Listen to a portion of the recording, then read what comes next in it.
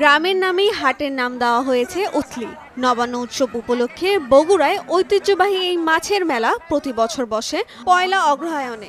প্রতি বছর এই উৎসব ঘিরে উথলি গ্রামের উথলি হাটে বসে মাছের মেলা।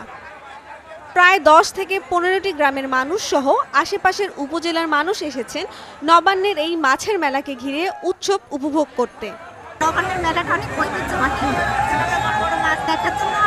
আমরা শুনছিলাম এখানে অনেক বড় সাইজের মাছ পাওয়া যায়, কিন্তু আমাদের ধারণা ছিল সেটা 10 বা 15 কেজি হইতে পারে, কিন্তু এখানে এসে দেখছি সেটা 20+ আছে।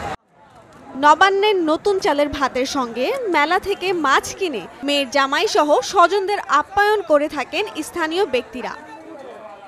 মোকামতলা জয়পুরহাট আঞ্চলিক মহাসড়ক থেকে নেমে ইট পিছানো পথ পার হলেই মানুষের ভিড়ে পা ফেলা দেয় এই মেলায়। প্রায় শতাধিক দোকানে মাছের পসরা সাজিয়ে বসেছেন বিক্রেতারা।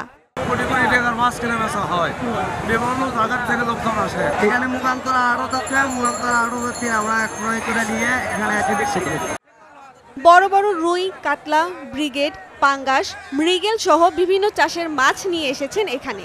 দিনব্যাপী এই মেলায় প্রায় কোটি টাকার মাছ বিক্রি হয় বলে জানান বিক্রেতারা।